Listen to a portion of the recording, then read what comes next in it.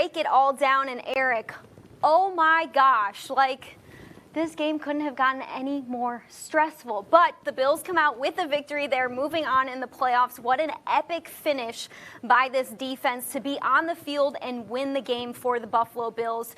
Just a testament to how far they have come since the beginning of the season. How were they able to seal the deal here tonight?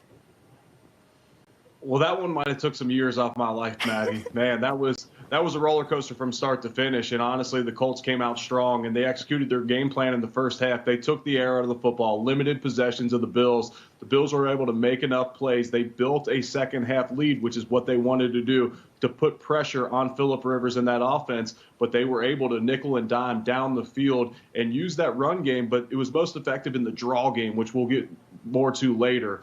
But the Bills came up with a big stop at the end of the game when they needed it. And after back-to-back scoring drives they gave up to the Colts, the Bills defense came through in the end. And all along we heard about how that Arizona Hail Mary could pay off down the road. And you know what? This time, Micah Hyde bats it straight down and they get out with a win.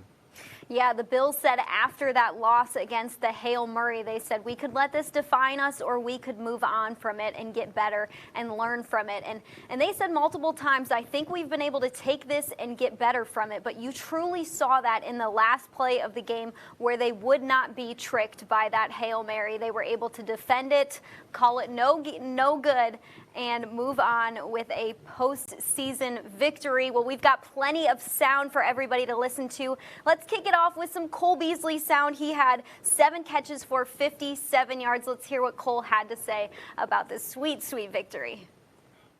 Well, first of all, how are you feeling after, first game in a couple weeks, one limited practice since week 16? How's your knee feeling at the end of the game?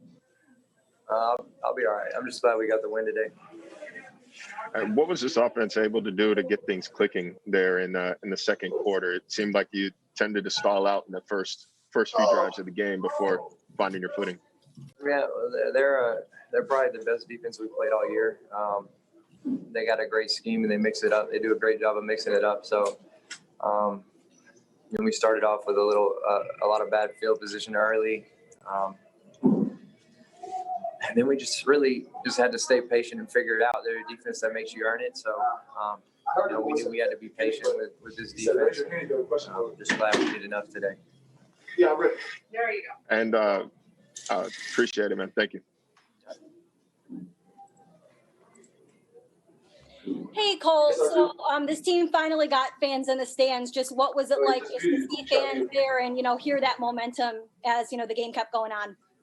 It definitely gave me the boost that I needed I needed a little extra to get me through today. So I appreciate it for sure. We got our juices and adrenaline flowing more so than normal. So it was everything that we needed today.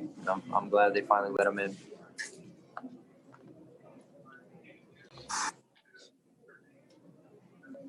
Hey, Cole, Matt Bove here. I think most fans watching that probably had a near heart attack probably at the end of the game. What were the emotions like down on the field and on the sideline? It was the same way. So we're into the game just as much as they are, and we want to win bad too. So we invested so much into this stuff, man. So these up and down games like this are emotional roller coasters for us, and it's really hard to come down from them. It'll be hard to sleep tonight, but hopefully we can get some rest. And then I guess, these last couple games for you guys have been pretty comfortable wins, at least on the scoreboard. Does it do anything for you guys as you get ready to try and make a playoff run to win a close, tight game? Well, this is the playoffs. This is what it's going to be, and it's going to come down to the wire every time. You know what I mean? So we're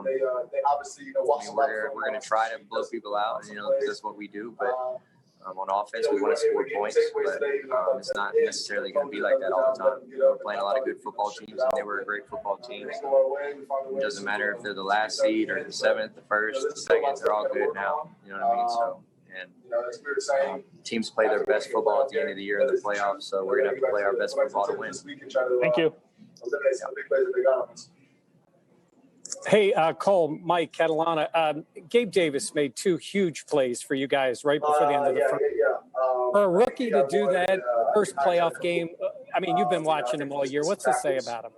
I mean, he's been doing it all year, so I expect nothing different. I mean, he's not a rookie anymore. He's a veteran at this point, so we expect him to make veteran plays, and he's done that. He's done a great job. He's got a great head on his shoulders, and he's going to continue to do that for us. And you've referenced a couple of times the Houston game last year, the playoffs, which was a wild one, kind of like this one was today. Did you think about it at all today? Have you put that back out, and is that game gone now? Oh no, the game's gone now. We've already learned from it, and we've already made the adjustments that we needed to from that game last year and all season. So that game's in the past. Okay, thank you. Yeah, I love that I was able to do that again. Hey, Cole, Matt Fairburn here. Can you hear me? I'm curious, Josh Allen's ability to make plays off script and off platform. What has that meant to your offense? That's what makes us so hard to really contain. It's him. You know what I mean? He's a big difference maker for us. He's the engine that makes this thing run. We just got to do our best to be as good as him for him. That makes sense. Yeah. What did you notice about him and his demeanor throughout this game, even in the second half, as things started to get a little crazy there?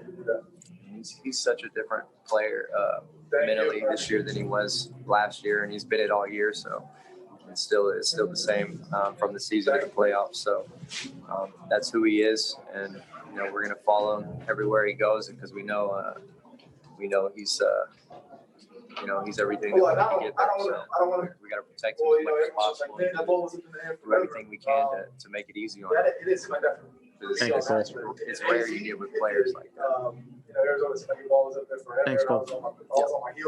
Hi, Cole. It's Jay Skursky with the Buffalo News. I apologize if you were asked this already. You probably were, but was there ever any doubt that you were going to play, and how did you feel physically? No, there was no doubt. I felt good enough. Did you have to apologize to Coach McDermott there at the end in the fourth quarter? It looked like you made pretty good contact with him on one play. Oh no, I didn't even notice that I hit him. I was kind of upset about my route on that one. Gotcha. And then just, Stephon Diggs, another monster game. He's been doing it for you all year. What can you say about his performance? Yeah. We've seen it all year. He's a big difference maker for us. He's that big play guy that we need. Him and Dave have both done good jobs in that regard. They stretch the field and help me out for sure. And being out there along with John Brown and even the tight ends we got. We have so many weapons, man. It's just so hard to defend. All these moving parts kind of work together. I'm helping them, they're helping me. So, you need that to be a good football team offensively. Awesome. Thank you. Yeah. Cole Beasley, Luke Dawkins, Waffle Sports 1080. Hey, how much did the poor field position affect your play calling in that first half? Anytime you start off backed up in your own territory, it's tough, especially when you're inside the 5. So, you don't want to have a bad situation turn into a worse situation. You can't turn the ball over because they're going to get points pretty much. You don't want to get a safety either, so you kind of just got to do your best to get out of there, and then you can really run your offense. You can't really. It's hard to run your normal offense backed up like that. So we got to do a better job next game of trying to start off with better field position to help us out. Right. How was Bills Mafia able to energize you guys today? Oh, it was huge. I know I needed extra juice from them, so that got me going. I don't know if I've been this excited or had this much adrenaline for a game in a while. Definitely, don't know when you're like the first game. It was weird not having fans, but then you sort of get used to it. But then you kind of forget what it's like to have them out there, and it wasn't even all of them. So, but it seemed like it was. So it was a good feeling to have them back out there. Sometimes, right? Sometimes, right? Yeah. Yes, sir. All right, man. Great hand out there, man. True Warriors. All right, Cole, you're all set. Thank you.